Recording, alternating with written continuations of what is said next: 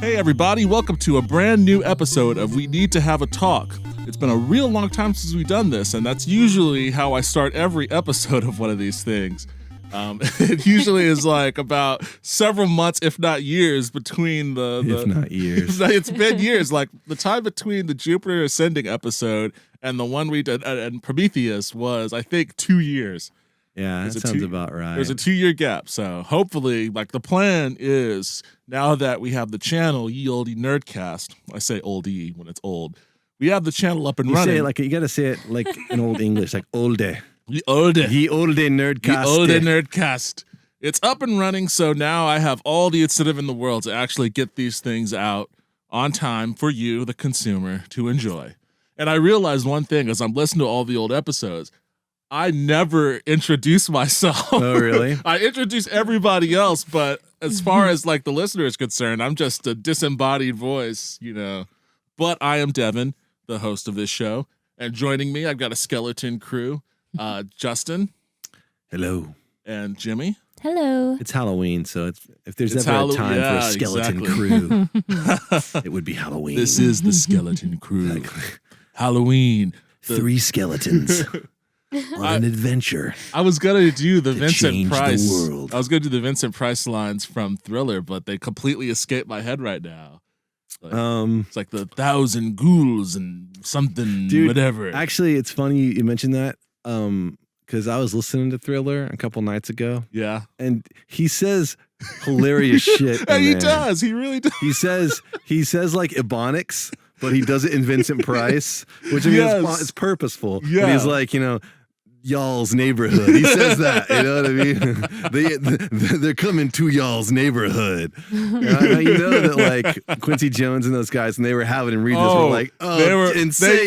Yes. It's like, we've got Patrick Stewart. We're gonna make him say the most because he's gonna be game for it, so we're gonna make him say the most ridiculous things. But it is Halloween. And I thought it would be appropriate for the occasion of Halloween to do a horror movie. So the movie that we've done for you this fine Halloween is Jason X. You should have picked a horror movie.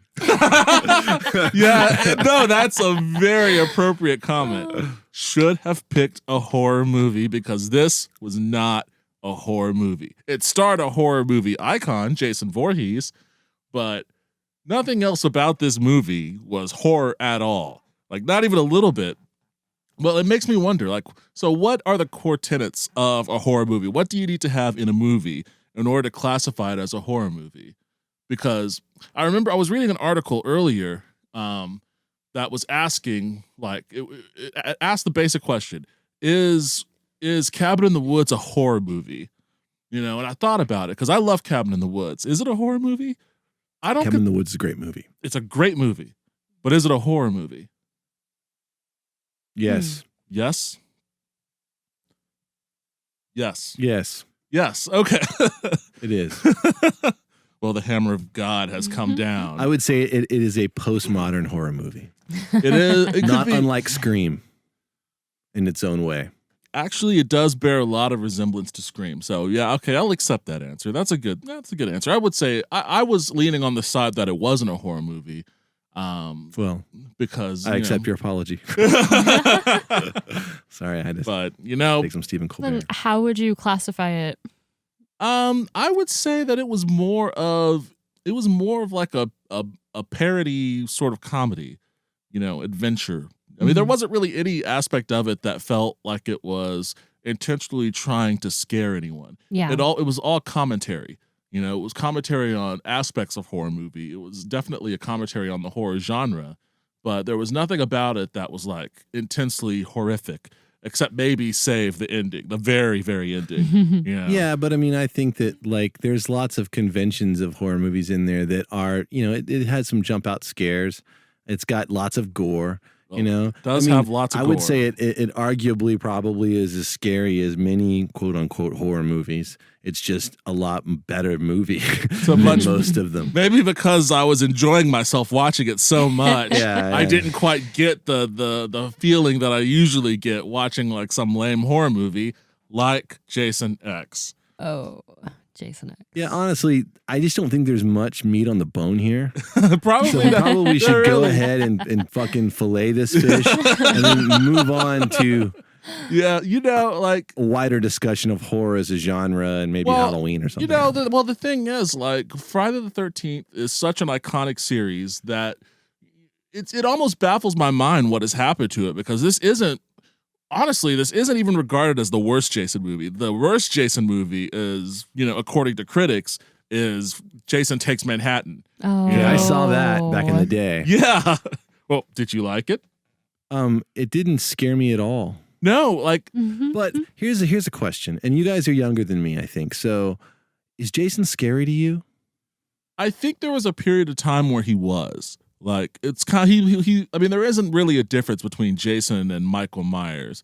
And No, not really at all. And I found Mike Myers to be scary, in the early Halloween episode, in the early Halloween movies. I think once they ran out of real estate with what to do with his character, honestly, and when they did that, it started to get campy. And when you introduce it's that, a non-character. yeah, I mean, the thing about the first movie was the original Friday the 13th is the killer was a character. There was a motivation there. There was, you know what I mean? yeah. The son wasn't the killer. He was just, Right, it was he a was- tragic story. He comes out of the pond. that was the scariest That part was of the the whole scariest movie. part of the whole movie That by was- far. That was the best one. And honestly, that one was, when we're talking, it wasn't like it was out of the park. It was just essentially an attempt to be Halloween. Now, I will say that when I was 11, I went on a trip to Cleveland, and Jason. Oh, that sounds scary. It was. Jason. Terrified. I could elaborate, but I won't.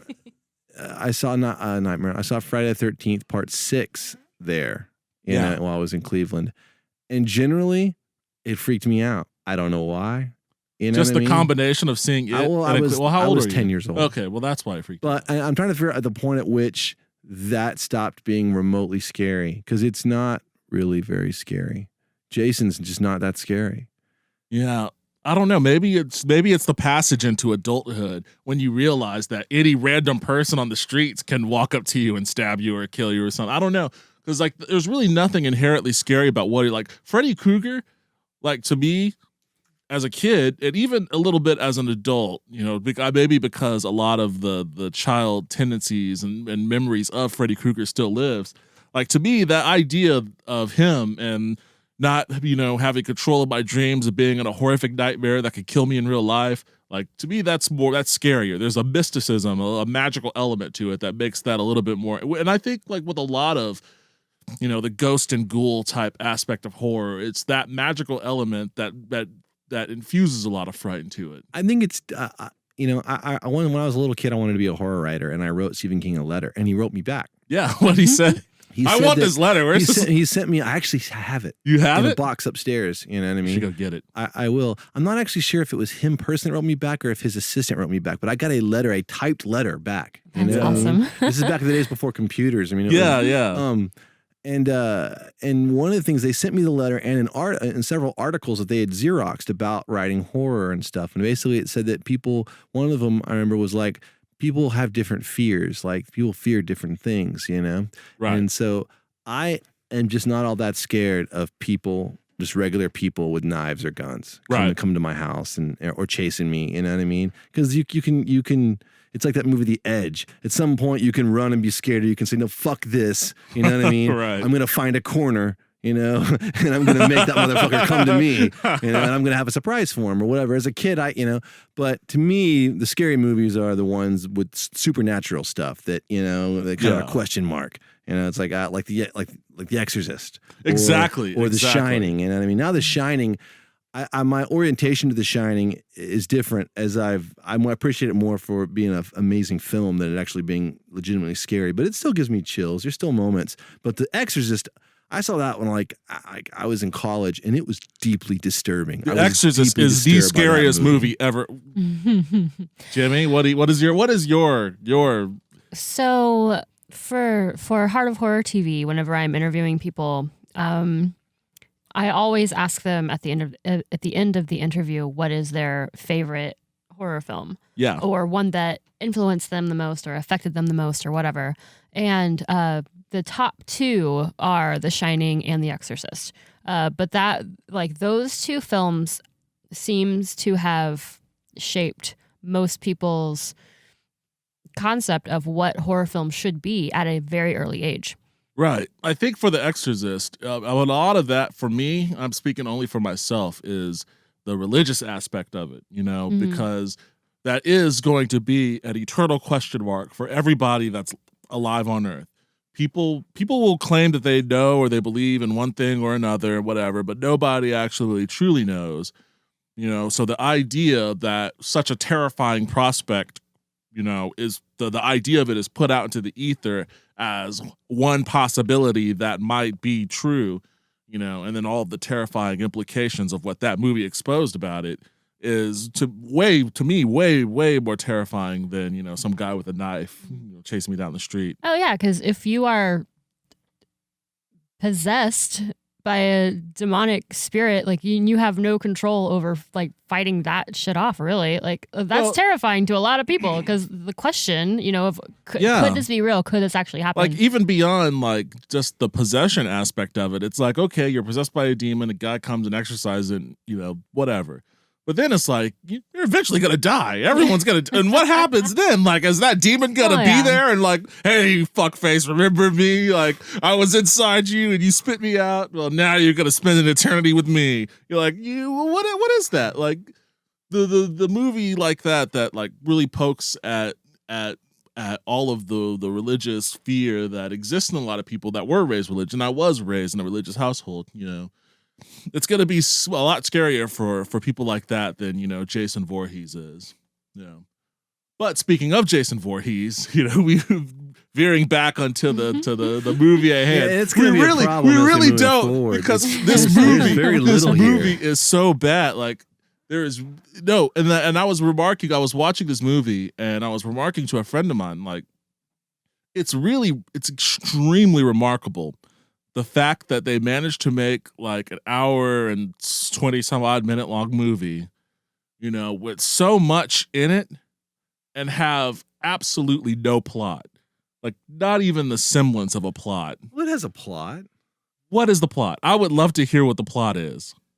Okay. Well, I actually read the plot breakdown on Wikipedia before I watched it. Okay. I wasn't sure I was going to be able to see the entire thing, and I was like, I need to know this. So I actually read the plot breakdown and then watched it on Wikipedia, and it just kind of filled in the gaps. The movie.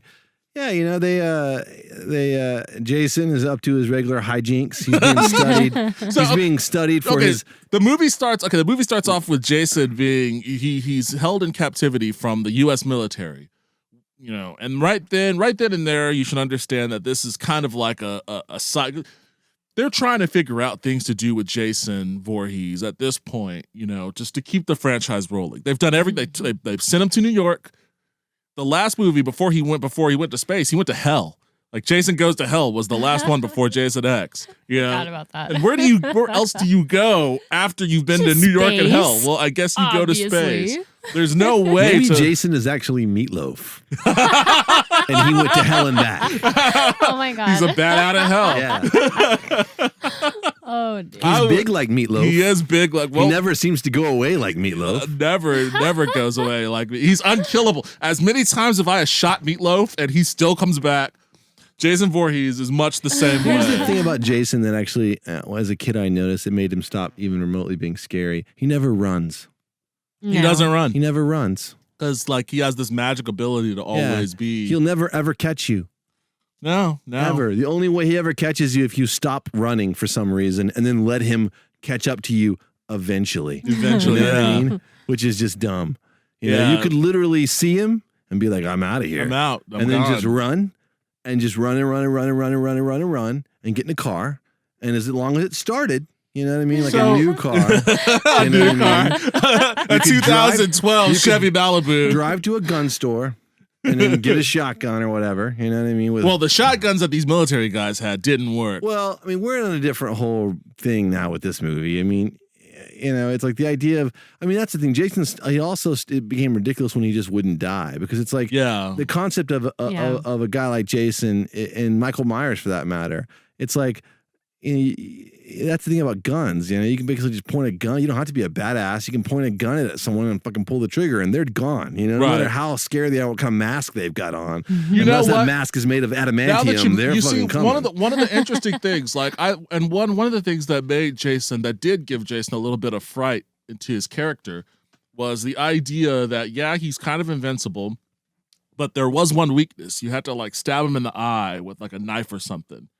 I don't remember him ever having a stated weakness. I recall that because that was the intro to that Nintendo game. That was that might have been bullshit game. No, it was not. No. That was like a thing. That was like a thing. Like you had to stab him in the eye with a knife or something. I don't think that was ever canon. Wait, there's non-canon Jason. It's like the Star Wars universe. There's Jason expanded universe. I'm sure there is some dude somewhere that can school you on some Jason canon. I would imagine. Oh, I'm sure of it. They're nerds far beyond what I can fathom. But you want to see? Remember Jason versus Tina? No. See, she was a psychic, and she basically she had telekinesis. And she just fucking beat his ass for, an hour and a half, eventually killed him. No, I'm thinking of something completely and then, different. Of course, he came back. And then I think he went to New York. And in New York, he got soaked in toxic waste and became a child again in the toxic waste. I missed that one. Literally babality. He was Babality. literally babality. Babality. Flawless victory, the streets of New York. They had some fucking thing in the show where like the idea was, the sewers in New York, they fill with toxic waste like every night. It's like, I remember as a kid being like, God, that's fucked up. Well, that's the thing. That came out like in 89. So like that was right in the tail end of the period where New York was just like the worst place in the world, I went to New York in 1991. 1991, yeah. That was after I saw the porn that was theaters after and New shit. Jack City. So it was still in that area. There was a period of time in like the 70s when New York was literally like the post-apocalypse. It was still pretty cool. New York's always been pretty cool. Yeah, but it's a different thing You're entirely. Right. It's very different now. It's a very different thing entirely. And I think maybe that's why they sent Jason to New York, because it was like, well, what's scarier than, Crystal Lake, Crocodile Dundee had already proven a dude with a big knife, can handle himself. Any guy in New York. Well, Paul Hogan is way beyond terrifying, more so than Jason Voorhees. But anyways, Jason's at this military facility. Some shit happens. He breaks free, and he ends up being cryogenically frozen. There's this woman there who Austin Powers. It's really an Austin Powers story. Like he gets pushed into like this cryostasis and somehow stabs this woman, in the stomach because she was like groping the machine while he was up in fucking metal. Through the metal. He puts a machete, just a garden variety machete that he got at Home Depot through this fucking cryo tank. Yes. And that was enough not only to cryogenically freeze Jason, but it cryogenically froze her on the outside too, which I don't think that's how, cryostasis works. But regardless, I don't think cryostasis works. It doesn't work. Even like the closest, sci-fi, imagining of it though. So they're frozen, and then flash forward 400 some odd years later, a ship full of super horny teens. How disappointing was the future in this movie? It was Everyone very talked disappointing. just like us. They talked, they dressed 400 years. They dressed like us, they talked like us. Like there was really So imagine 400 years ago it was like what? Like 16 16 it was 15 or something some shit. like that, yeah. You know what I mean? 16 15.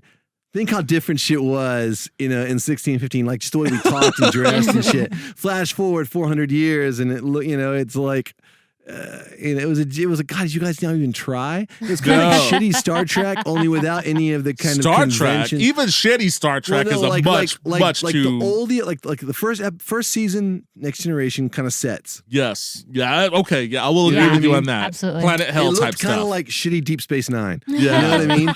Like it looked like their ship looked like Deep Space Nine. Yes. And only none of the gravitas of Deep Space Nine. Not even a little bit. Yeah, it was awful, man. Everyone's fucking everybody. Everyone was fucking everybody. And there was no self-control at all. Like they're sitting there looking at Jason's rotting cadaver, which is like the grossest looking thing in the world. And this dude's got a raging hard on, is just grinding on this girl to the point where the other blonde scientist is like, why don't you guys just go? Just go. I can do this. Get out of here. I'm doing real science here. I'm doing science. And you two are getting all horny on this thing, which was great because it led to a scene where I guess Jason was revived by the horniness of those two. Like they were. That was really fucked up. That's what did it. That's what did it. She came and he was just like, motherfucker. It's like fucking kids. that What if actually- Jason is Mike Huckabee? You know what I mean? Just the idea that a woman came. He's like, motherfucker. It keeps consistent. It keeps consistent with the Friday the 13th series because Jason is ultimately a moralist who goes after, like, Yes. he He goes after. Yes, he does go after. If you're drinking, if you're having sex, if you're smoking pot, if you're partying, that's when Jason comes for you. But in all fairness, he'll also kill you if you're just there. That's true too. if you're But just in that the way. is his like reason for being is to kill the camp counselors that were partying that let him Partying. drown. That Yes. it all comes back to that. So And it was makes very- sense that they would have that as his awakening moment. But it's funny that there just happened to be that on a ship that, was running an excavation on Yeah, a the military horniest base. shit. The horniest. The reality and is, really, and with all 400 the years from now, it probably would be like a whole bunch of like non-gendered, you know what I mean? yeah, Like goobacks from South Park, you know Exactly. what I mean? That like pass their like sexual gonads in some kind of weird like dual insemination thing, and he would never wake up. he 'cause would he's never just like, know because "The he fuck?" would. It would be so foreign, But instead of that, like what ends up happening. All right, here. And here's the cap. What ends up happening though is you come with that combined with the really terrible sets, it ends up looking like a Cinemax film. Like I felt like yeah, I felt Emmanuel in space. Dude. Yeah, I kept exactly. expecting to hear one of my songs. I was like, at any second, I'm gonna hear my own voice. Just like singing some kind of vaguely Matthew Sweet-esque, Nirvana-esque kind of song. Any moment now. Never happened. Man, it never really happened. You do get just a little bit of naked booby shot here and there, but you got to wait a while for it, and you got to sit through a lot of crap to get to it. But one of the big things about Jason movies, and the only reason why people continue to watch them these days, I feel, maybe I'm wrong, but I feel it's the kills. Yeah. You got to watch how he kills people because he always, the infamous Kevin Bacon arrow through the neck thing, that's still. They were all pretty dumb. And honestly, in the era of Walking Dead, you know what I mean? I can get on basic cable, I can see shit five times gorier than that. I've seen shit worse than that on Supernatural. That's CW. I'm not sure if they're actually trying to up the gore factor, but they're just trying to get creative. Well, the very first kill, I will say, had a bit of a gore factor to it. That was the one where he that first was by far the most disturbing one. And yes, it was the most. It was, and for that reason, it's the best in this movie. That he wakes Actually, up. not the first one. The chick. It's like The first one in the mows future. through all those guys. All those soldiers. The first one in the future world, I'll say. Then he wakes up from that table, and the blonde scientist that's in there, her back is turned. People turn their back to Jason all the time in this movie, which is ill-advisable. In her defense, though, she had no idea who he was. She had no idea, yeah. But he wakes up, and he grabs her, and he puts her head into like liquid nitrogen and freezes it, and then he smashes her face on the counter, and like half her head, smashes off, and you just see a real gory ice flesh thing. It's almost like they blew their effects budget on that death, and everybody else just got stabbed. Yeah. That's exactly what happened. Everything went into making that look cool because they thought, if we could hook them at the start, then it doesn't matter. The rest doesn't matter. We could coast down from the high. But it was kind of worth it. That was a good one. That was a pretty good good one. I guess. I mean, I don't. Me personally, I don't. I wouldn't. Whoa, shit. I wouldn't like watch a movie just to see how people get offed in the most gory way. I don't have any. In fact, I don't find that scary. It's just kind of disturbing. No, and it's when not I scary. saw that, that's one of the reasons why it's like I could take Walking Dead only in in increments. It's just like there's one shot where it's just like gratuitous, like guy's bashing the guy's fucking head and he's bashing it in. And it's like it's like. man, it's like like bummer, dude. That sucks. It sucks for you. That's just my personal thing. People really, really enjoy the, horror aspect of it. And you see, when we were talking about horror movies, I feel like most horror movies before like the art film revival of, Cabin in the Woods and Babadook and It Follows and all of the other films I'm forgetting about, most of them seem to revolve Good around Night, Mommy. Have anyone seen that? Oh, I haven't yet. I want to so bad. Or, a girl walks home alone at night. Before all of that, I feel like most of it had been centered around like the Eli Roth or like the Saw type. Well, that was a gore I read convention. An article about it was about the new wave in horror films, basically how superior they were. Yeah. And it was about the idea that it was what was it? It was in Slate? No, it was AV Club. It was Today. That must have been related to the same article I read about Cabin in the Woods. It wasn't Cabin in the Woods. It was talking about bad guys, and it was saying that a lot of times, when the pop psychology of trying to figure out why people do the shit they do, it basically neuters the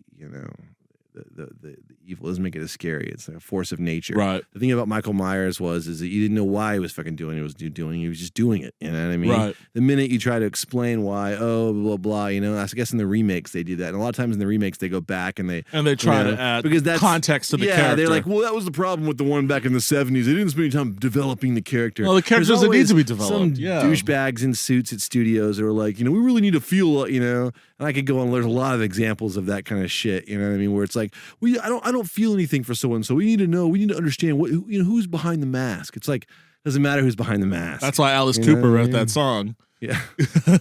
Yeah. But that was what the article was about. And it was basically said that, we went through a torture porn thing with the Saw series and Hostel. Now, Hostel I found so disturbing that I quit watching it. Yeah. Like that movie was so I guess that counts as being as scary. It wasn't scary. No, it was just disturbing. It was like I get to watch a dude fucking burn a girl's face with a with a blowtorch with her eye hanging out of her head. And just like, yeah, fucking look at this. It's fucking great. You know what I mean? I'm just like, yeah, no, not today. You know what I mean? Because it's just so easy. Yeah. You know what I mean? How easy is that? This is what we're gonna do. Okay, some fucking dudes. We're going to torture them. It's the reason why. We're going to make it look really real. And everyone's going to be like, oh, God. And it's like, oh, that was brilliant. It's the reason why. And I posted this, not too long ago. There was a video that was on YouTube where it was old people watching the fatalities of Mortal Kombat X. And I was watching it, and I was like, "This is fucking atrocious! Like, there's nothing really." No, it was awful. I saw the same thing. I would never say like, "I don't think this should be out there." I'm not trying to be more majority here. Right. I mean, if someone wants to play that and they get something out of that, whatever. It's a free country. It's just like, dude. Really? Yeah. You know what I mean? The ones about I like Mortal Kombat 2. To me, that's like the Sergeant Peppers of the Mortal Kombat. And they had fatalities, but and they were elaborate, but there was a cartoony aspect to them. And then it had fatalities, had a whole bunch of funny stuff. Like there was a guy who would pop out from the corner and be like, "Tasty!" You know what I mean? And that game was so fucking fun. You know what I mean? It was. At no point was I like, Jesus. You know what this needs? The most realistic level of gore that my innocent, untainted child mind could possibly fathom. Not even that, just like as an adult. Like, or as an adult, I feel like I probably need to see a therapist and talk to them about what I've seen now.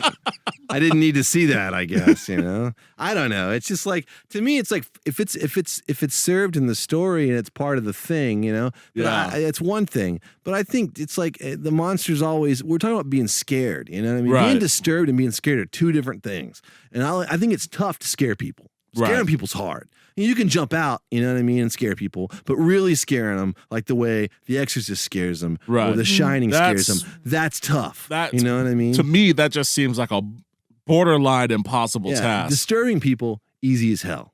Right. You know what I mean? Yeah. Super easy. Yeah. Well, in the case of Jason X, it was disturbing, but not in the way that, anybody would ever anticipate. There really isn't. But you see, okay, so we set up basically how Jason goes to the future, why he wakes up, teens are boning, and that gets his juices flowing. he kills that one girl. By the way, His murder juices. his murder juices are pumping. My murder juices. my boner sense is tingling. Exactly. Oh my god. I gotta go kill that boner. But there's a funny fact about that second murder scene. That dude and his girlfriend are having sex or whatnot. I guess they're finished. And he leaves the room. And when he opens the door, Jason stabs him, and his blood splatters all over the girl. It was totally like a cum shot from a shitty. It was right in her face. Well, here's the funny thing. I was like, "There's no way that's an accident." Yeah. You know what I mean? It was totally like because the blood was not supposed to get into her face. The reason she screamed wasn't because it was called to the screen. She screamed because that fake blood they used was burning her eyes. Like it was like some toxic shit that burned her eyes. It got into her eyes accidentally. This reminds me of a story about a much better movie. So you could talk about basically any movie at this point. No. So in that scene in Alien where the dude's fucking the shit bursts out of his chest, you know what I mean? Oh, yeah. That's actually one of the best. Not the shit bursting out of the chest. That's that's a whole separate thing. But them just sitting around talking. It's one of the most believable versions of that I've seen in any movie ever. It seems legitimately like a bunch of people are woke up and just sitting around fucking shooting the shit. I don't know how Ridley Scott lost it because you see the same kind of stuff in the later film, and it seems completely contrived. But there's something almost like it's you're just like a documentary. And you're just sitting there, they're just kind of shooting the shit, and then all of a sudden, completely believable. You know what I mean? Well, them because just talking because it wasn't framed. That whole scene wasn't framed or set up in such a way where there wasn't like an obvious build up to like you never knew that shit was going to happen. That's what I'm saying. Like, before the shit comes out of the chest, like just the first time they wake up and they're just sitting around talking. And we talked about this in the Prometheus episode from 7 years ago. We talked about and I think I brought it up because we were talking about the differences between the really annoying characters in Prometheus and the completely believable characters in the first Alien movie.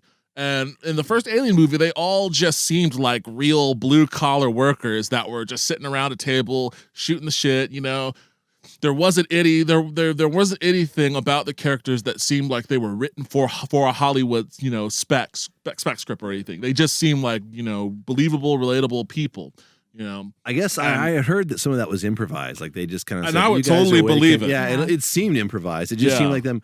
But I guess they didn't tell the girl who screams. She goes, "Ah!" And it's a very they didn't tell her that was going to happen. Yeah, she had no idea. And so she's sitting there, like she didn't know that it was going to burst out of his chest. She knew that he was going to get sick and flop around the table, and they thought they were going to cut. So they go, okay, he's on the table, and they're all looking at it. She's like, oh, be horrified. Yeah. And all of a sudden, boom! And blood goes everywhere. She's like, oh, Jesus! You know what I mean? And so you get the real reaction. They got that reaction, and it was great.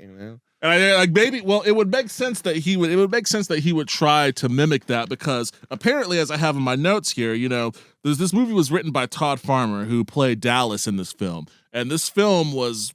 Apparently, it says screenwriter Todd Farmer based much of Jason X on the first two Alien films, even ripping off. Yeah, totally. Yes, even the ripping fact that off. His name is Dallas. Yeah, his name is Dallas. Yes, exactly. Even ripping off one of the characters whom he also played, named Dallas, after Tom Skerritt's character in Aliens. Like there are a lot of really lame ass parodies. Basically, Jason Voorhees is like the xenomorph in this film, and the Latino woman, I forget her name. But she's like the Sigourney Weaver character. I don't know who the black guy is. The black dude was a completely mystifying character to me. And the android, who was Data. by far, Data. she seemed like she was trying to do Data sometimes, but then also, and I didn't get like what was the romance story between I don't between even her know. and that dude. I don't even know. Like that was really weird. There was one scene where she's like putting nipples on herself or something. Yeah, because the other girl had him or something. It was it was terrible, man. It was so bad.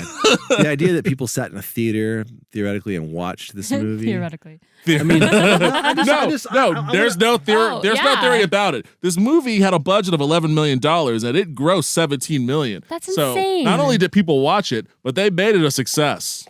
That's insane. I want to run a quick experiment. Let's find out how much Dazed and Confused cost to make. What? Do it. Justin, is tapping around on his iPad right now. Dazed and Confused. What made that movie come to mind? The budget, $6.9 million. $6.9 million. Okay, so for like a little bit more than half this When did movie. Dazed and Confused come out? Came out in 1994, I think. 94, okay. So, yeah, actually September 93, so right at the end of 94. So Dazed and Confused could have been made almost twice for what this fucking movie cost. You know? Okay, yeah. I mean, granted, that was in 90s money. This was in 2001, so I guess when this was made. What other really well, great what's a movies? good 2000 movie that came out? I mean, there were so many. My point is like they made money on this, but they spent $11 million that could have to do gone this. to anything else. Yeah, it literally could have gone to anything. To a poor neighborhood and just handed out, fucking, you know what I mean? $100,000 to everyone in the neighborhood. You know what I mean? That would have been a better use of $11 million than this movie. The set, though, kind of explains that. I think the set explains what? Where the budget went. Seems like they just could have filmed it in the old DS9 set. You know what I mean? I don't think there was any part of the set that seemed even close to being impressive. Not that that was impressive. There was just a lot of it. Yeah, fair enough. There was a lot. There were a lot of different scenery. Yeah. Okay, so I guess that would explain some of it. You know, and then there was this was the first Friday the 13th movie that they made where a lot of the gore was CGI. Like before this, all of them was practical effects. So 2001. This was right when everything was going towards CGI. I can't imagine what the difference in budget would be doing a bunch of CGI gore as opposed to doing a bunch of practical effects. I imagine it may have saved them some money. Right. But whatever they did with those savings is beyond me. But yeah, there is a lot of really bad CGI in this movie. One of the things that really, I guess the moment that I say I liked the most, if I could count it as being like a favorite, I don't have really any moment that I would consider likable in this movie. But if there was one that would be close to it, I would say it would be the scene where they finally get to that space station and they're about to dock. And then I guess Jason just shows up because he shows up wherever he wants. There's no rhyme or reason to where he shows. He's just there and he kills and he leaves. And he's super quiet. And he's someone that's super quiet. He's like my height. He's like 6'8" dude. Oh, well, let's talk about that. Uber Jason. We haven't even discussed how he becomes Uber Jason. We could get to that in a second.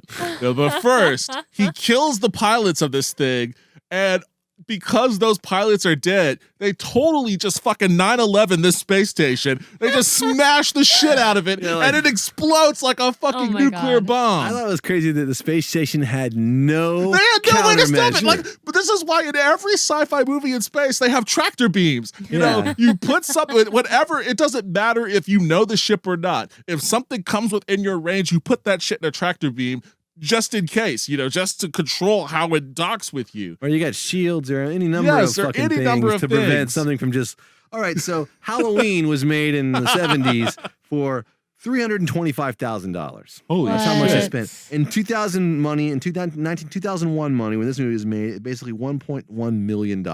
So which is still a shoestring budget. You could have made 11 Halloween movies in 2001 for this. That movie's way scarier than this. Yes. And I'm just going to keep doing this while you guys move forward with the plot. That works for me. But no, that I found that comical. The fact that, just because those two dudes were killed, a space station with untold numbers. There wouldn't be some kind of automated docking procedure and it would take place. I mean, like 400 years in the future. Fucking Tesla can drive itself right now. Right now. You know what I mean? Exactly. But 400 years in the future, they still haven't figured out. Chevy can parallel park itself. Mm-hmm. Yeah. Granted, this was made in 2001, though. That reality is the idea that we'd move that fast to automation. I was like, yes, the idea of a self-driving car probably would have been, not very much less a self-driving spaceship. These guys weren't all that imaginative, dude. You know what I mean? No, there wasn't. Yeah, they're like as much as they wanted to set this in a sci-fi setting, they really didn't bring any new ideas at all to it. Except to, I don't know. The sad reality is probably the guy who directed this is going to listen to this for some reason. Like he Googles dead. Oh, he is? I almost said good deal. I feel bad about that. Oh, no. No, I mean that's always. I don't mean that. I just meant I didn't want him to hear this and be Right, like right. every 3 or 4 days he Googles Jason X Googles around Jason X. Halloween, listens to the whole podcast, and It is is just just like- fucking furious. No. You know what I mean? He's gonna call Well, the us guy and that explain wrote to it is us still alive. So why it's actually Citizen Kane, and we're recording a podcast.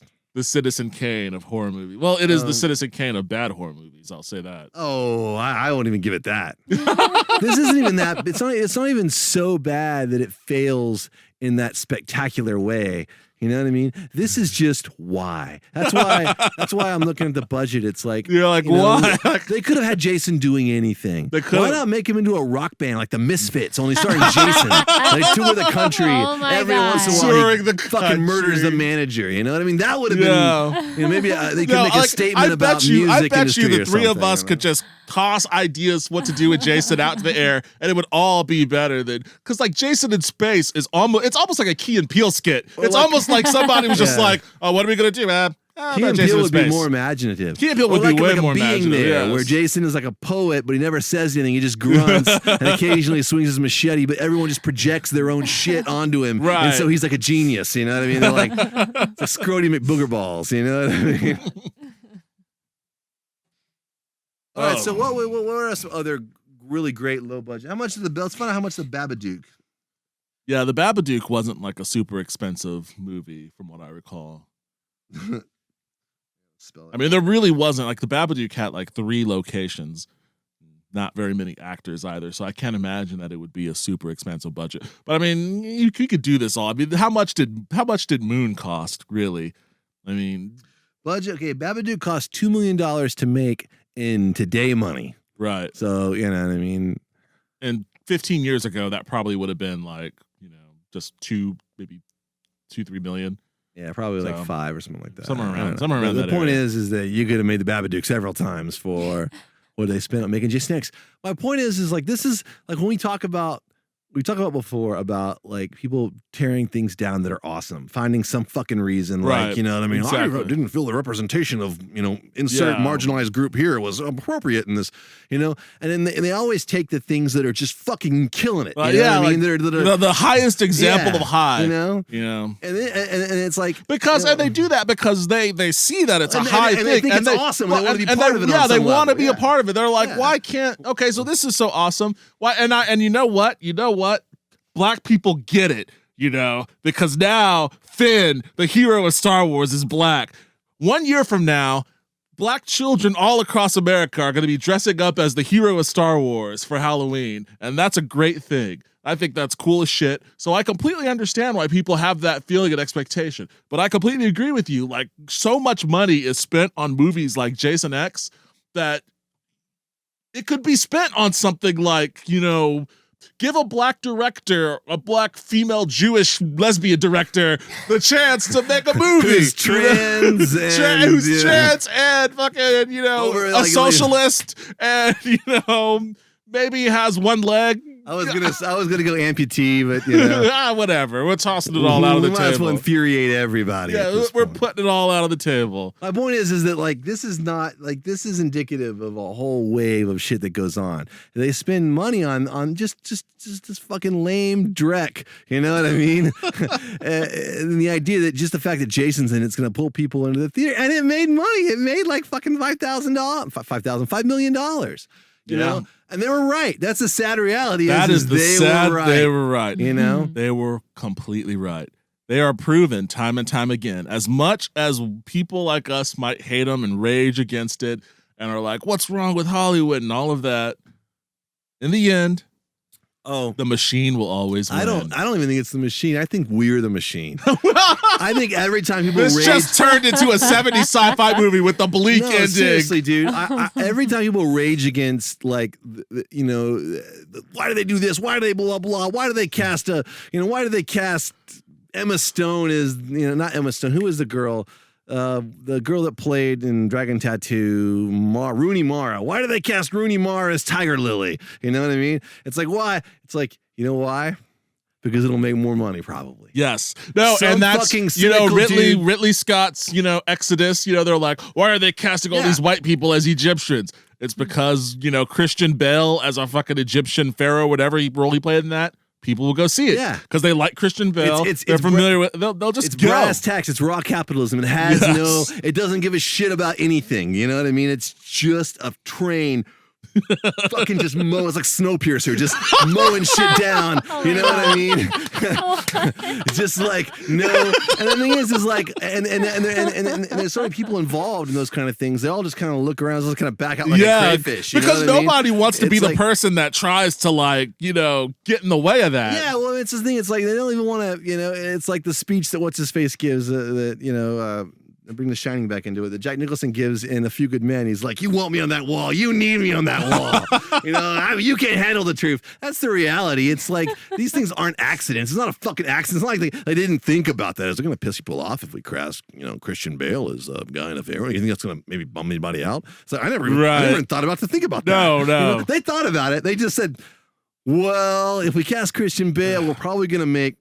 Right. No, it's all analytics. It's like, we have the numbers. Dude, like, we have the trend lines for this person. It's like, it's like no one's thought of that. It's like, do we thought of it? They thought of it all. They got computers running shit. They got guys who it's their entire job. They spend every fucking day trying to figure out the difference between, this guy and this and this. Well, if you had this, that's their whole job. You know what I mean? And it's just the idea that, it's the nerd rage, just the general internet rage. Like, these people, blah, blah, blah, clueless motherfuckers. And blah. It's like, no, they're not clueless, dude.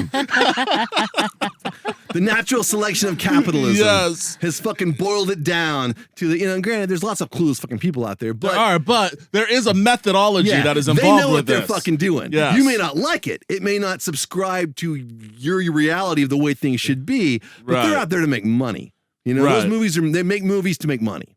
Exactly. Absolutely. And Jason is a brand now. Like, Friday the 13th is a franchise. Jason is a brand. That's why they can do anything with him. They can send him to space. It didn't affect. It really did. And as bad as this movie was, it really didn't affect the brand because it lied dormant for a little while, but then they rebooted Friday the 13th, and it did what it did. And then they did. They did. And this movie actually came out in lieu of Freddy versus Jason because that was supposed to be the movie that had come out after Jason Goes to Hell. Because I think that's how Jason Goes to Hell ended, right? It was Freddy's claw grabbing Jason down into hell or whatever. So Freddy versus Jason was supposed to be, the movie they did, but that lied in development hell for like a decade or so. And why? Because it's Freddy and Jason, I mean, I'm sure there was legal bullshit. It was actually all probably branding shit. Oh, you mean why? Yeah. It's like, I think they're owned by two different... You could fucking write Freddy versus Jason in an hour. You could shoot it next week, and everyone who was going to go... It was never the logistics of filming it. It was. Well, I mean, it was like creatively, it's like, it was in development hell. We just couldn't get a script lined up. We couldn't get the light dynamic of a Freddy Krueger world versus, just the raw emotion of a Jason Voorhees reality. We couldn't just make those gel. You know what I mean? Mix together. I'm looking at the script. I'm working on it. It's like draft 15. We brought in Peter Jackson. We brought in all the great. We brought in the best writers and directors in the world. We have the Council of 12. Man, fucking Kubrick was there before he passed, and he was working on it. He was. No, but eventually whatever it is they had to figure out. They figured it out. Freddy versus Jason hit. People went and saw it in droves. And there will be more. There will be more of those movies, just like there are more Texas Chainsaw Massacres each and every fucking some odd years. And it is a brand. It's a marketable brand, and people that like those kind of movies will go see it any and every juncture. Because they already know the brand, and so they're already familiar with it. They're gonna go see it. I think it's just like, and this is something that I've lost touch with for sure. But I think that in movies like that, if you're like 15, okay, and going to the movies, you've got like a girlfriend. We're going to go to the movies, and it's... I'm sorry, I did not have a girlfriend at 15, okay? I didn't either. I was lonely, and I was playing my Sega Saturn. I did for like 2 weeks. 2 weeks. Anyway. Continue. So I think that, my brother, though, he had a girlfriend at 15. So when you're talking about your brother see here... how this shit came together, you know what I mean? In between wiring up my mixer for my 4-track and watching X-Files, I was able to see you were watching it the proper might actually be like. But it's like you go, you want to go to the movie theater and you want to see a movie, and it's like sometimes that's what you do on the weekends. A lot of times, if you can't drive or you live in the suburbs, even if you can drive, and there's not a lot going on, you get your you've got a girlfriend or whatever, and in high school you're gonna do something together. It's not the idea that you're just gonna, and so that's movies are, and like a lot of times you're gonna go to the movie theater. What are you gonna watch? Just like a lot of stuff that a 15-year-old is just not gonna watch. But a movie like Jason, it's like movies get seen. I think like that a lot. Yeah, it's shitty, but basically you're gonna spend the entire movie trying to figure out how to get your hand. You know what I mean? How to work that shit. Okay, this. So it's basically a backdrop for figuring out how to figure bang someone in the theater. You said it. It's what you were doing. You went there. You were doing the hand. Talking about giving a hug. You were talking about doing that. Well, you know what? I'm putting it out there. People are finger banging a Jason X. That's what this movie is there for. You know that there was some people that got fingered during Jason X. Oh, that's. I bet you more than they're willing to admit. Probably, you're probably right. What else is this movie? What is this movie good for other than maybe possibly finger banging someone? What other possible good is this movie? I honestly think we've boiled it down to its fucking soul. That is the core of this movie. That is the lightning core. $16.5 million worth of 15-year-olds got to try and finger bang their girlfriends. And some dude in Hollywood made $5 million. There's some executive that just bankrolled. Some executive fucking bankrolled on that shit.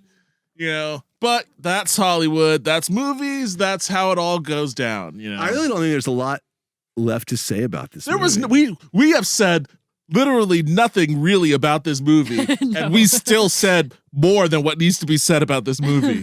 Like, there's nothing there, people. There's absolutely nothing there to this movie.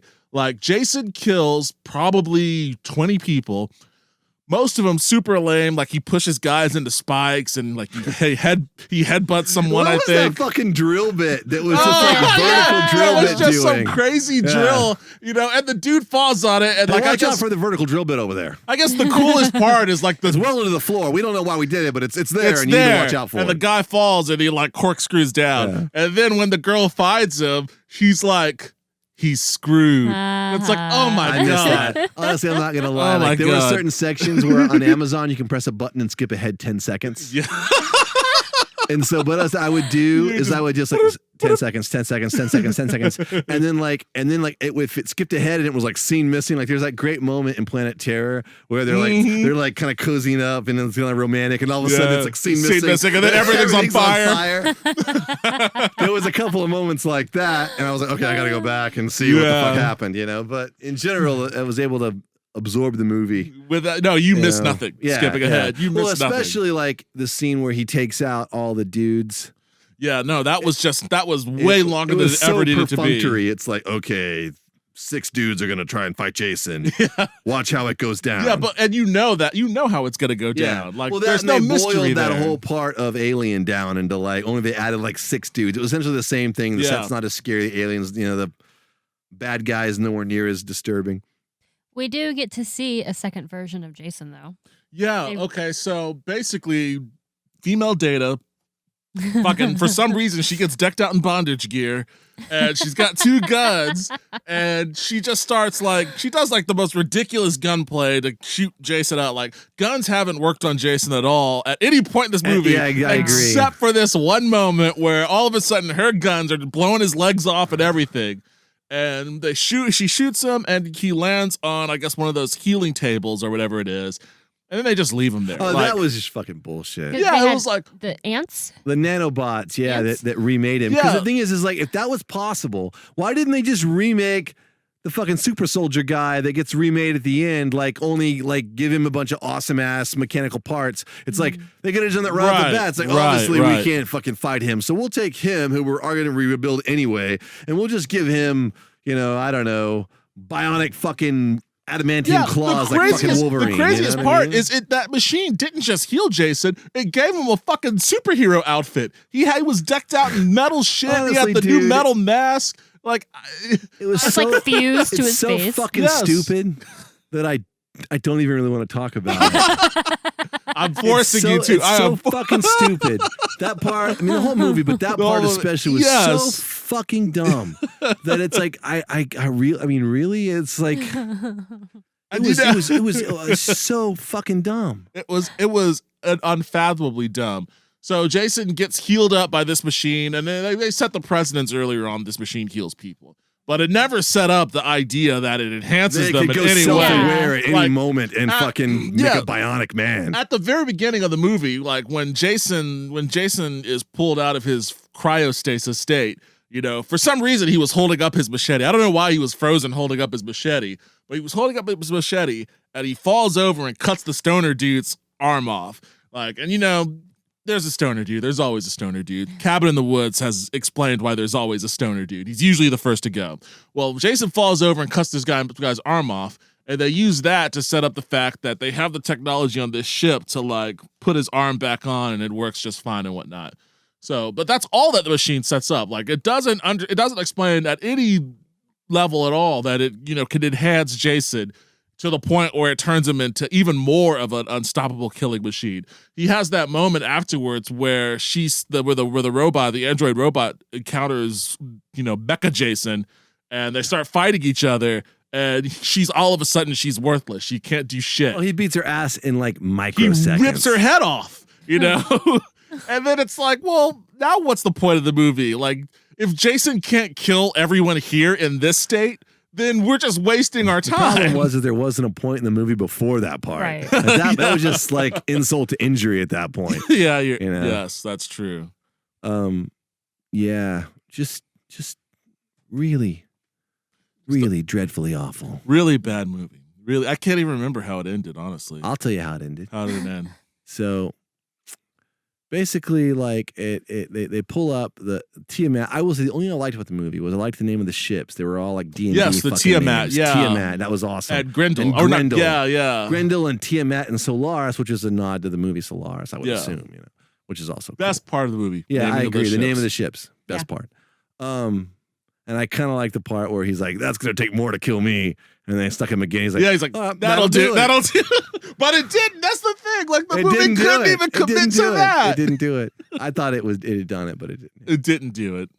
It was just a lack of Larry the Cable Guy. If he had been writing the script, Oh my God. he would have got it done. Yeah. A little better. Oh. Really? You guys didn't see that coming? I didn't see it coming because I haven't thought about Larry the Cable Guy in 4 or 5 years. I thought you would saw it coming a mile away. Yeah. Anyway, so what happens is that Tiamat shows up, and I guess Tiamat is it's a little bitty little ship about this. Oh yeah, the rescue ship. Okay. Up. There was that great scene where they're communicating with the Tiamat, and the girl is talking to him, and he's like, "It'll take us about 30 minutes to get there," and the black dude is like, "If you can't get here in 40 minutes, it's a waste of time. Blow it off." Yeah, it doesn't even matter. And the girl goes, "What are you high? Still come in?" And I was like, that's the one thing in this movie that is completely what I would do. What the fuck is that dude's problem? To be you're stranded on a ship that's going to. The thing is they weren't even stranded. At the end of the movie, they get in Tiamat, and Earth is right fucking there. It's right there. It is. It pans down. It's it's beautiful. Yeah, they didn't they could have just got. They were there. Yeah, they could have just got to an escape pod or something. Or they blew up their escape pod because stupid bitch that did girl that who thing. Spent 2 seconds developing that she was losing it. There was that one line. She's like, "I'm gonna go so and so and hang with my dead boyfriend." They're like, "Yeah, that was the one thing." Later on, she just completely loses it. Yeah. It's we're supposed to see that coming. At some point there was a script meeting. It's I just don't buy that she's gonna lose it at this point. Well, we'll get out of it. Well, you know what? We're gonna add in a scene where she says she's gonna hang out with her dead boyfriend. That'll do it. That'll do it. And people will understand. She's earned. It really. I feel like we earn it. I feel like we can really set that scene up if we have her establish the fact that she's hanging out with the cadaver. And they have a talk with the actress, and she's like, "I'm liking this character now. I'm liking where it's going." I can really feel the character's motivation because she's going through such a hard time. Now we're just punching down. Oh my we're God. just punching down now. We really are. But okay, so yeah, you are absolutely, and I didn't even think about that at that time because you're right. Because at the very end, I do remember the last scene was the black dude and Jason entering New Earth's atmosphere and burning up. So they were right there the whole time. The movie, it begins inexplicably, the middle part is inexplicable, and it ends inexplicably. You know, and I honestly, like, I didn't even think about the fact that they were at Earth 2 the whole time. Like, well, I mean, they weren't the whole time, but they get there. They get there. They're yeah. there. They get there to the point where, you know, they could have put some spacesuits on and just jumped out and waited for someone to come get them. Yeah, exactly. So that's what I would have done. If I could see Earth 2 and Jason's somewhere and he's completely invincible, I'd be like, I'm sorry, I'm going to get on a spacesuit and I'm just going to go wait for someone to come pick me up because this elaborate fucking civilized planet with tons of spaceships and shit can grab me. Yeah. They'll see a derelict. Yeah, much better that way. Yeah, absolutely. They'll see the derelict ship, and and they'll know that they'll hear the distress signal. They'll get the distress signals from it, and again. I think we were really on with the whole the 15-year-olds trying to get action. I think we were really zoning into the target demographic and why this films like this exist. This was the target demographic. Final thoughts, Jimmy. Tired. You're tired. You know what? This movie will do that to you. Yeah. Even talking about it. Oh my God. Yeah. I don't think I even need to do final thoughts. This was a fucking terrible movie. Yeah, but it's a Halloween episode though. So before we pull the curtains and you probably want to edit the shit out of this. Top 3 or 4 scary movies you think that really that are A. So top 3 movies that I would recommend you watch before ever going anywhere near Jason X. No, it doesn't even matter. Just top scary movies you want to watch for Halloween. Well, you go first. Okay. Do you have a Halloween standard? Well, I do. I'm gonna say my problem a lot of times when I'm formulating these lists, the movies typically have to be good movies. They can't just be fucking scary. They can't. Now, there are some movies that scared the shit out of me that even as I watched them and were legitimately quite scared by them, was like, this is a fucking terrible movie. Like what? Event Horizon. Table for Two. That movie was fucking terrible. Okay. But dude, that movie scared the shit out of me. I don't know why, you know what I mean? But I was deeply scared by that movie. Okay. So I would say probably first and foremost, one of my favorite Halloween movies is The Changeling with George C. Scott. Anyone seen that? No. Oh, No. definitely. Rent that bitch. Great movie. The Changeling with George C. Scott. George C. Scott is a composer, which, hey. Fair enough. He's a composer whose wife and child die in a tragic car accident. And Is that a spoiler? No. Happens right in the very beginning of the movie. Okay. And he is greatly affected by this and decides, you know what? I need to get away and write some, and work on some music. And so he moves into this old house in Seattle, but he rents it from the Historical Society. It's a very, very old house. And he gets there and some shit starts going, some stuff starts happening. Yeah. And it's a great fucking movie. Okay. He's great in it. It's really good. It's definitely from that kind of like early 80s, late 70s kind of like vibe, of cinema. Which is terrifying on its own right.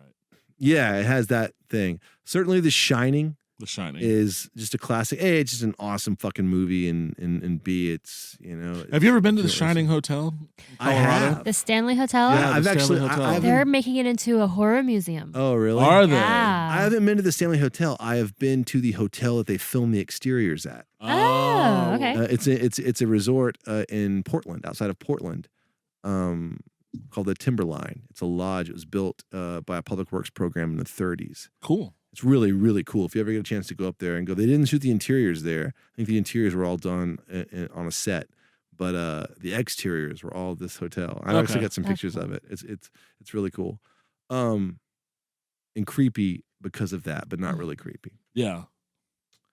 The Shining, certainly The Exorcist. The Exorcist is The Exorcist is kind of like it's just so fucking heavy that I almost don't recommend it. You know what I mean? Yeah. The Exorcist has to be.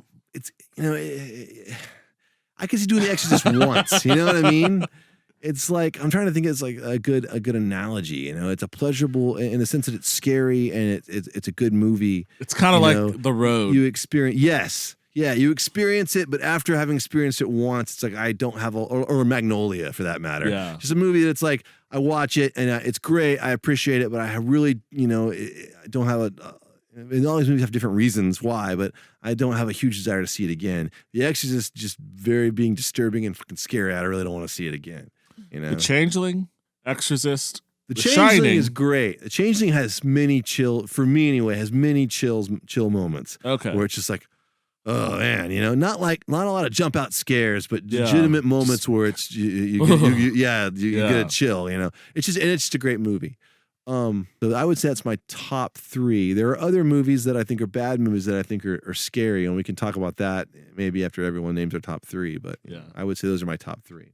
Good Gemmi? movies that are scary.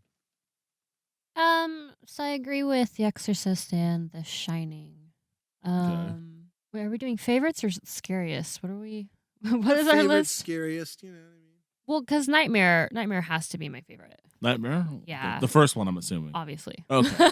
Yes. Yeah, I'm a big Freddy fan. I didn't watch that movie until I was well into my teens. And I tried watching it, like, I remember I was trying to watch it on a weekday afternoon at like 3 p.m.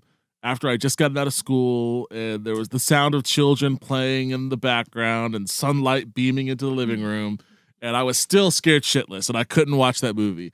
I mentioned it earlier. Yeah, there was something about Freddy and the concept of the Freddy character that I just could not handle at that time. I've actually had a dream where Freddy killed me, and I woke up like, oh shit, like totally royally freaked out. That's the worst kind of dream to have. Yeah, I had a dream where I met the devil one time. I thought he was totally mellow. Of course he is. And he was just talking. It was very similar to when like Stan talks to the devil in that episode about gambling. He was like, well, you got this and shit. You know what I mean? Yeah. It was kind of weird. As far as like, I think the movie that freaked me out the most that I still have not been able to watch again since I was like really little was Candyman. Really? Candyman scared the shit out of me. Hey, yeah, I understand. It was the mirror. Candyman. Yeah, the mirror concept, the idea, because there is the urban legend of it, too. Yeah, exactly. Yeah. That's what it was. Yeah, okay, I can get it. I mean, that was a mystifyingly bad movie, too. But I do that scared that. some people. That particular part. I was talking to this guy and he was like, yeah, man, we were talking about like some haunted house in Louisiana. And he was like, yeah, that's scary. But man, it's so-and-so. They've got the set where they shot Candyman. And I was like, yeah. He's like, man, Candyman's not, you don't mess with Candyman. I was like, it is a movie. It didn't exist. Yeah. It was like, dude, Candyman's nothing to mess with. And I was like, this movie must have scared the shit out of the guy because he's afraid to go where they shot it. You know, where they shot. It's the urban legend. It's not like haunted by the director. You know what I mean? No, yeah, it must be. It is the urban legend. It is the urban legend. The urban legend from it is what was like the creepiest part. Yeah, it would have to be after watching that movie. I thought the set was haunted by craft service. It was haunted by a guy that didn't get paid. Tacos. Okay, so for me, I don't really watch a whole lot of horror movies. I guess if I was gonna name 3, I would name the first Halloween because I love anything that has a John Carpenter score in it, and that has the most iconic horror movie. Big Trouble. Oh yeah, well, have you heard the song? I've heard that song. Yeah. So the first Halloween, I would also probably say the Poltergeist. And you know what? I'm gonna have that be a combo. Poltergeist 1 and 2. 2 was when they introduced the guy, and that guy was pretty scary. No. The 2 had the cult leader who dressed in all black and he walked around singing that God is in the holy temple. That scared the ever living shit out of me as a kid. I saw that as a kid, and it scared the shit out of me. Oh my God, too. that was beyond terrifying to me. Yeah, it was. Yeah, so those 2 movies really screwed me up as a kid. Plus, I love Craig T. Nelson. Yeah, he's coach. So, and the third movie, even all of his right wing shenanigans, even through all of his bizarre, I will bizarre Craig right-wing T. Nelson anywhere. Truth. He's a right-wing loon to the worst of them. But same with Norm Macdonald, and same goes for him. The third movie, let's see. I don't know if I'm gonna have a solid third as a horror movie. I guess it would depend on if I'm gonna have to say The Exorcist, because it is the only horror movie that I have watched it's the only horror movie that I started watching and I've never been able to fully finish. I've watched probably 45 minutes of that movie, but I've watched it 20 times in like 10-minute or so increments. It's rough, dude. The Exorcist is fucking scary, man. To this day, I've not fully watched that movie because it's too much for me. It's too terrifying. And one of these days, I'm going to force myself to sit through it. But just the shot of all of that archaeology, the old statues and shit, and through that 70s or 80s film grain, like that to me alone is terrifying. That section where he's listening to the tape backwards and it's like, I'm just like, I remember watching it and just being like, man, this is fucking frightening. This is really frightening. I don't know what it was. Maybe it's because I used to work on the analog tape machines, but I just felt it was really frightening. Yeah, but I'm going to put in an honorable mention for Evil Dead because I do try to watch that movie at least once a year. It usually comes sometime around the Halloween season. And, I just love that movie, Evil Dead and the Evil Dead 2. Bad movies that are scary movies. I'm going to name a few that I think are legitimately scary, but I think are terrible movies. Throw them out there. Event Horizon. For sure. Amityville Horror 2, The Possession. Is that the one with Ryan Reynolds? No. This is an old one. Oh, the original. No, because they did a remake, I think. Yeah, they did a remake. That was so they made the original Amityville Horror. Then they made Amityville Horror 2, The Possession. Okay. And it's made in the 70s. And so it's got that look to it. But the thing about this movie is, I'm not even sure if it's a bad movie. It's been so while since I saw it, but it scared the shit out of me when I saw it. My brother rented it from Blockbuster, and he and his girlfriend tried to watch it, and they couldn't get through it, or maybe they just tried. Maybe they decided to start making out. Yeah, so they didn't get through it, but so the tape was left out there, and of course Friday night I was by myself, like I'm gonna watch this shit. Yeah, and pop that bitch in. Big mistake. Big mistake. That movie scared the shit out of me. It was fucked up, man. It's basically essentially like a retread of the DeFeo thing. You know what I mean? Where you've got a full family that lives there, and the older son starts to get more and fucking troubled, more troubled and shit.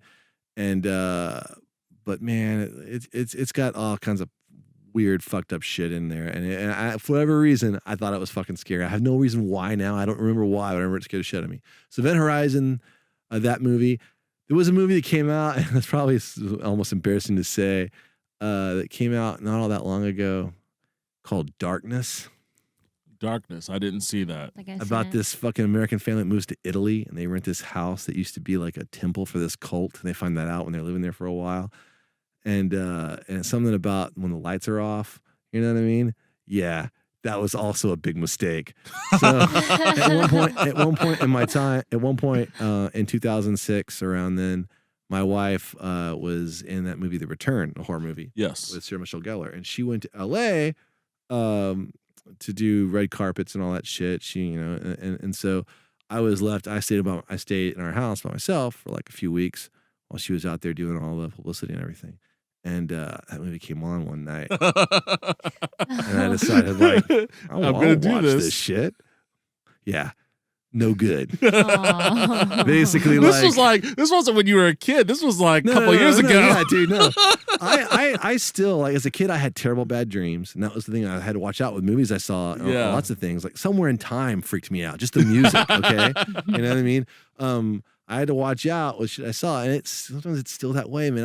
I still have nightmares sometimes, where I'll wake up and it's like I was so frightened in my nightmare that when I wake up, my body's still, all the chemicals that say fear are still fully going. I'm fully awake, and it's hard to just go, oh, it's cool, and go back to sleep. I'm just fucking sitting there looking at all around. It lingers for a while. Yeah.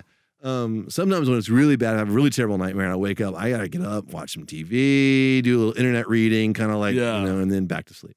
But so this movie, it has some of the light. It's the lights being off and shit, And I woke up in the middle of the night with all the lights off by myself. All the lights are off, and just that one part of the movie, particularly, was just like, God damn it. You know, why did I fucking watch that movie? You know what I mean? Did you turn all your lights on? I know. I probably, Okay. I powered through, you know what I mean? Okay. I reached down, felt I had testicles, and went on with them. Went on with your day. Fair enough. No. But those are three movies that if you're just jonesing. But I'm going to go honorable mention. I think that no Halloween should go by without a full sit-down watching of Halloween 3 Season of the Witch. It is by far my favorite of the Halloween series, and nothing encapsulates Channel 42, fucking UHF, Halloween, you know, broadcasting at 11:30 at night. What a crazy movie than that is. that movie. Silver Shamrock. Yeah. Silver Shamrock. That movie deserves its own the podcast, sorcerer. quite He's a honestly. sorcerer who has masks that melts kids' faces into bugs. Like, I don't know. Because he what. trucked in a fucking stone from Stonehenge. From Stonehenge, yes. Like, what the fuck was going on with that movie? Robot people. Robot people in an entire it abandoned delivers town. on so many levels. The It's like, doctor that fucks everyone. Like, I don't know what the fuck was going on with that movie. Okay, you know what? I will put an honorable mention in that one too. You know, I'm not gonna. Yeah, you're right. It's a bad movie, but there is a certain entertainment level that you'll get out of and it. a Halloweeny entertainment level. Just the Yeah. kids dress them in costumes and the masks.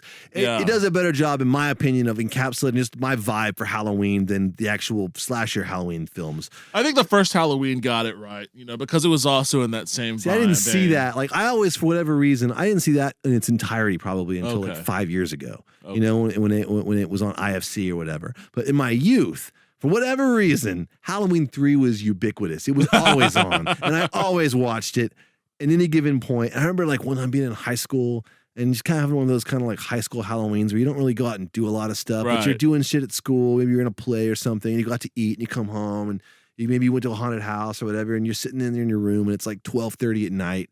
And you're like, it's about to be Halloween. It's like 2 nights away. It's like Friday night, you know, and you just kind of like flip it on and boom, Halloween 3 Season of the Witch. You It's catch just it, there. You catch it like 15, 20 minutes in and you watch it all the way through till about 4 a.m. or whenever it is. And it's just, you know, and at the end it ends with him like, turn them all off. And, Turn them off. and they don't turn them off. Yeah. Like, and only one of them stays on. It's the fucking pumpkin. Yeah. Mondays to Halloween. Halloween. It's Halloween. great. Happy It is a Halloween, great Halloween Silver movie. Shamrock. Oh my god.